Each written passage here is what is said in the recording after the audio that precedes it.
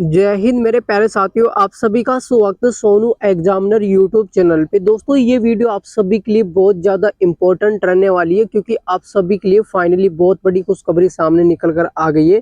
ग्रामीण डाक सेवक जीडीएस 2026 वाली में इस बार टोटल कितनी मेरिट लिस्ट निकलेंगी, जैसे कि first list, second list, third list, fourth list, five list, six list, यानी कि इस बार टोटल आपकी कितनी लिस्ट निकलेंगी। कम परसेंटेज वाले विद्यार्थियों को कहाँ से फॉर्म अप्लाई करना चाहिए जिससे कि उनका सिलेक्शन हो सके। और दूसरी नेक्स्ट पॉइंट पे डिस्कस करेंगे कि इम्पोर्टेंट डॉक्यूमेंट कौन कौन से, यानी कि आप इस वैकेंसी में फॉर्म अप्लाई करोगे तो फॉर्म अप्लाई करने के लिए इम्पोर्टेंट डॉक्यूमेंट कौन कौन से रहेंगे। और उनमें से दो डॉक्यूमेंट ऐसे हैं जिनको अभी अपडेट करवा लेना है। अगर आप अपडेट नहीं करवाओगे तो 100% आपका फॉर्म रिजेक्ट हो सकता है। फॉर्म अप्लाई करते टाइम आपको ये छोटी सी गलती नहीं करनी है, जो कि मैं वीडियो के अंदर आगे चल करके डिस्कस करूंगा। वह गलती कौन सी है जो कि आप फॉर्म अप्लाई करते टाइम करते हो और उसी की वजह से आपका फॉर्म रिजेक्ट होता है। ठीक है, रिजेक्ट ना हो इसके लिए आपको सावधानी से फॉर्म अप्लाई करना है। और आप अपने मोबाइल से फॉर्म अप्लाई कर सकते हो। जब आपके फॉर्म स्टार्ट होंगे तो मैं आपको फॉर्म अप्लाई करना सिखाऊंगा, यानी कि मोबाइल से। ठीक है, मोबाइल से कैसे फॉर्म अप्लाई करेंगे ये step by step complete information आपको कब मिलेगी, जब इसके फॉर्म स्टार्ट हो जाएंगे तब आपको कंप्लीट इन्फॉर्मेशन मिलेगी। ठीक है, इस वीडियो के अंदर हम डिस्कस करेंगे कि वह राज्य के कौन कौन से जिनकी फर्स्ट लिस्ट की कट ऑफ भी कम रहती है, और यानी कि इस बार टोटल आपकी कितनी मेरिट लिस्ट आएंगी, इंपॉर्टेंट डॉक्यूमेंट कौन कौन से रहेंगे, कम परसेंटेज वाले विद्यार्थियों को कहां से फॉर्म अप्लाई करना चाहिए। और यानी कि फॉर्म अप्लाई करते टाइम आपको ये गलती नहीं करनी है जो कि बहुत सारे स्टूडेंट करते हैं और उनका फॉर्म रिजेक्ट होता है, तो आपको नहीं करनी है। कंप्लीट इन्फॉर्मेशन मिलेगी ग्रामीण डाक सेवक जीडीएस वाली न्यू वैकेंसी को लेकर के। तो सभी दोस्त वीडियो के एंड तक जरूर बने रहेंगे। अगर चैनल के ऊपर पहली बार तो चैनल को जरूर से सब्सक्राइब करके बेल आइकन को प्रेस कर लेना। जब भी ग्रामीण डाक सेवक जीडीएस से संबंधित कोई भी नई अपडेट आती है ना, तो उसकी जानकारी तुरंत आपको अपनी चैनल के माध्यम से मिलेगी। तो चलिए दोस्तों, ज्यादा टाइम वेस्ट ना करते हुए वीडियो को आगे की तरफ कंटिन्यू करते हैं। तो दोस्तों सबसे पहले डिस्कस करते हैं कि जो वैकेंसी निकाली गई है, टोटल 23 सर्किलों में आपकी वैकेंसी है, यानी कि टोटल आपके 23 सर्किल है और 23 के 23 सर्किलों में वैकेंसी का नोटिफिकेशन आ रखा है। और आपकी जो टोटल पोस्ट आई हुई है, ठीक है, उनको सर्किल वाइज डिवाइड भी कर दिया गया है कि किस सर्किल में कितनी टोटल आपकी वैकेंसी है। तो इम्पोर्टेंट डॉक्यूमेंट कौन कौन से रहेंगे, यानी कि फॉर्म अप्लाई करने के लिए आपके जो इम्पोर्टेंट डॉक्यूमेंट है उनके बारे में डिस्कस करेंगे। ठीक है, तो यहाँ पर देखिए दोस्तों, आधार कार्ड आपका होना चाहिए। ठीक है, आधार कार्ड, और आधार कार्ड और आपकी 10th क्लास के अंदर जो नाम है वो का वो दोस्तों आधार कार्ड में होना चाहिए। जैसे कि 10th क्लास की मार्कशीट में आपकी जो डेट ऑफ बर्थ है, फादर्स नेम है, ठीक है, आपका मदर्स नेम है और आपका श्योम का नाम है। ठीक है, ये सारा का सारा जो मामला है वो सेम टू सेम आपके आधार कार्ड में होना चाहिए। अगर आधार कार्ड में अलग है और 10th क्लास की मार्कशीट में अलग है तो आप आधार कार्ड को अपडेट करवा लो। और आधार कार्ड में वही नाम होना चाहिए जो कि आपकी 10th क्लास की मार्कशीट में। सबसे बड़ी गलती तो आप यहाँ पे करते हो कि फॉर्म अप्लाई कर देते हो, ठीक है, और आपकी जो मार्कशीट में है वो नाम यानी कि आधार कार्ड में नहीं है, तो उसी की वजह से आपका फॉर्म रिजेक्ट हो जाता है। तो इस गलती को अभी से आप सुधार लो। ठीक है, इसके अलावा नेक्स्ट जो गलती आप करते हो वो क्या करते हो दोस्तों, ये डॉक्यूमेंट्स आपको चाहिए फॉर्म अप्लाई करने के लिए। Email ID, mobile number, signature, photo, passport size आपको चाहिए। ठीक है, इसके अलावा नेक्स्ट पॉइंट पे जो आप गलती करते हो, क्या करते हो वो दोस्तों जाति प्रमाण पत्र, यानी कि कास्ट सर्टिफिकेट को लेकर के।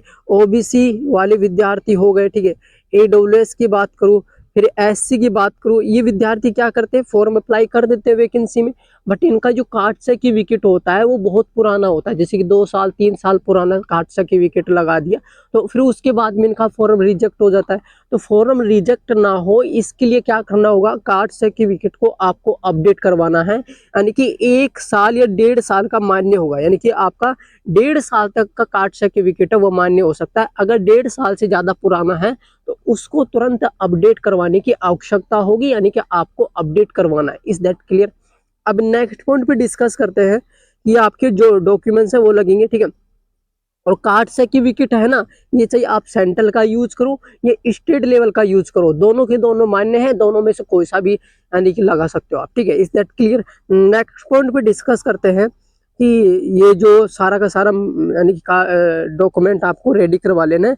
मेडिकल सर्टिफिकेट भी आपको चाहिए। इसके अलावा जब आपका डॉक्यूमेंट्स वेरिफिकेशन होगा ना, उस टाइम कंप्यूटर सर्टिफिकेट की आवश्यकता और होगी। यानी कि कंप्यूटर अगर आपने कर रखा है 1 महीने का, 2 महीने का, तो उसके बाद में आपको सर्टिफिकेट मिलता है कंप्यूटर का, तो वो चाहिए आपको डॉक्यूमेंट वेरिफिकेशन के टाइम में। जब आप डॉक्यूमेंट्स वेरिफिकेशन देने जाओगे तो आपकी फाइल में डॉक्यूमेंट्स वेरिफिकेशन वाली फाइल के अकॉर्डिंग क्या होना चाहिए, कंप्यूटर सर्टिफिकेट भी साथ में लेकर के जाना होगा। ठीक है, हम नेक्स्ट पॉइंट पे डिस्कस करते हैं कि सर्किल वाइज आपकी जो टोटल वैकेंसी आई है, सबसे ज्यादा वैकेंसी कहाँ पे आई है, किस सर्किल में आई है।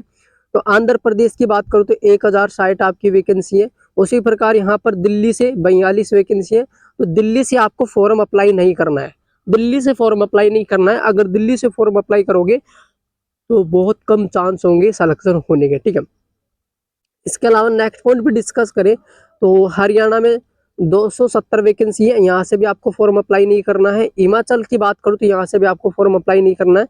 कर्नाटक से चाहो आप फॉर्म अप्लाई कर देना, झारखंड से भी आप फॉर्म अप्लाई कर सकते हो। ठीक है, इसके अलावा नेक्स्ट पॉइंट पे डिस्कस करें तो यहाँ पर देखो, मध्य प्रदेश से आप फॉर्म अप्लाई करो, महाराष्ट्र से आप फॉर्म अप्लाई करो, और उड़ीसा से आप फॉर्म अप्लाई करो, और केरला से भी आप फॉर्म अप्लाई कर सकते हो। ठीक है, राजस्थान की बात करूं तो राजस्थान में जैसलमेर जो जिला है, राजस्थान का जैसलमेर जिला है, वहां से आप फॉर्म अप्लाई कर सकते हो।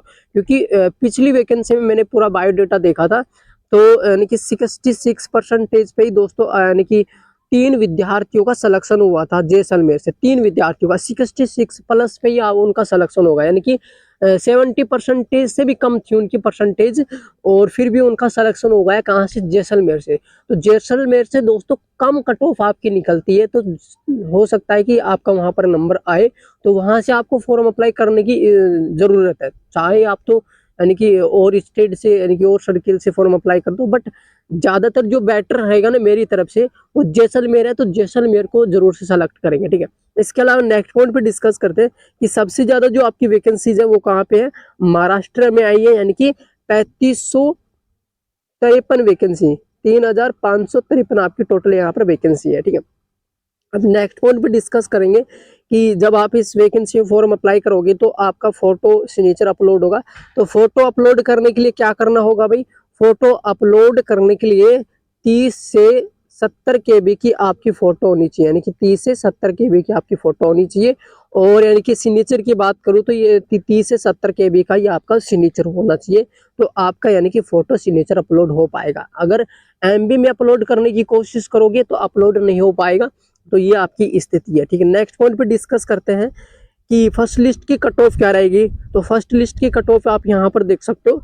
अगर दोस्तों फर्स्ट लिस्ट की कट ऑफ के बारे में डिस्कस करें तो 23 के 23 सर्किलों की कैटेगरी वाइज, यानी कि कैटेगरी वाइज अगर आपका इतना इतना 10th क्लास के अंदर परसेंटेज है तो आप आज ही फॉर्म अप्लाई कर देना। सॉरी, जब फॉर्म तो आपकी 31 जनवरी से स्टार्ट हो रहे हैं, तो जरूर से फॉर्म अप्लाई करेंगे। ठीक है, अगर इतनी परसेंटेज है ना सर्किल वाइज तो फॉर्म अप्लाई करेंगे। जैसे कि अगर डिस्कस करें, देखो 78% पे आपका दोस्तों सिलेक्शन होने का चांस है पंजाब से। ठीक है, राजस्थान की बात करो तो राजस्थान में 73 प्लस, यानी कि अगर आपका PWD कैटेगरी, जनरल कैटेगरी का, ये आप देख सकते हो पूरा कैटेगरी वाइज मामला यहाँ पर पूरा का पूरा कट ऑफ को लेकर के डिस्कस कर लिया मैंने। ठीक है, तो ये थी कंप्लीट इन्फॉर्मेशन, और ये PDF जो आपको है अपने टेलीग्राम चैनल पे मिलेगी, तो फिर को आप इस PDF के अंदर देख सकते हो सर्किल वाइज कैटेगरी वाइज कितनी इस बार कट ऑफ रहेगी फर्स्ट लिस्ट को लेकर के। सेकंड लिस्ट की अगर बात करूं कट ऑफ को लेकर के, तो इसी कट ऑफ में आप दोस्तों 2 से 3 मार्क्स कम कर दो,